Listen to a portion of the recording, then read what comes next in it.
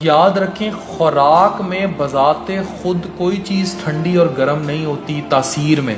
ہاں آپ نے گرم گرم منہ میں پکوڑا رکھ لیا وہ گرم ہے، اس کی تاثیر ٹھنڈی یا گرم نہیں ہے.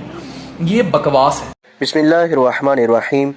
یہ ڈاکٹر عفان کیسر، اس کو تو پچھلے سال ہی ڈکلیئر کر دیا تھا کہ بیوقوف ہے، کہ جیسے اس نے کہا تھا جی جو تربوز ہیں ان کو انجیکشن لگا کے لال کیا جاتا ہے، اور اس سے پہلے اس نے یہ بونگی ماری جی جو شلواریں پہنتے ہیں ان کے پیٹ بڑے ہو جاتے ہیں اور جو پینٹیں پہنتے ہیں ان کے پیٹ بڑے نہیں ہوتے. اور عجیب و غریب یہ باتیں کرتا ہے. مجھے تو حیرانگی ہوتی ہے یہ خود کو ڈاکٹر کہتا ہے، اور آج اس نے کہا جی جو خوراک ہوتی ہے اس کے اندر سرد یا گرم تاثیریں نہیں ہوتی.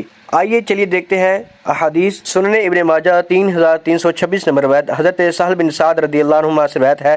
انہوں نے فرمایا رسول اللہ صلی اللہ تعالیٰ علیہ وسلم تربوز کے ساتھ تازہ کھجوریں کھاتے تھے.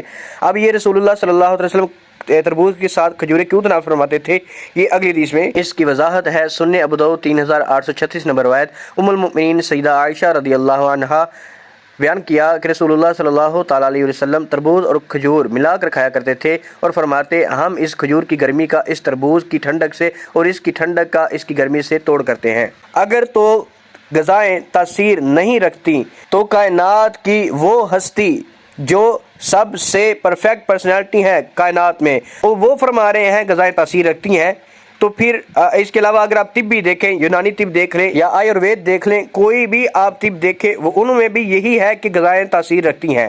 مثال کے طور پر جیسے گرم تاثیر والی غذائیں ہیں کھجور، اخروٹ، بادام، پستہ، گڑ، شہد، ادرک، لہسن، دار چینی، گوشت اور سرخ مرچ اور تلی ہوئی چیزیں، یہ ساری گرم تاثیر والی غذائیں ہیں. اور اگر سرد تاثیر والی ٹھنڈی تاثیر والی غذائیں دیکھیں، کھیرا، ترکاری، تربوز، خربوزہ اور لسی اور دہی اور یہ چیزیں جو ہیں یہ سب ٹھنڈی تاثیر والی چیزیں ہیں. تو اس نے جو ڈاکٹر عفان نے یہ الفاظ کہے ہیں کہ معاذ اللہ، یہ بکواس کے لفظ اس نے استعمال کیے ہیں.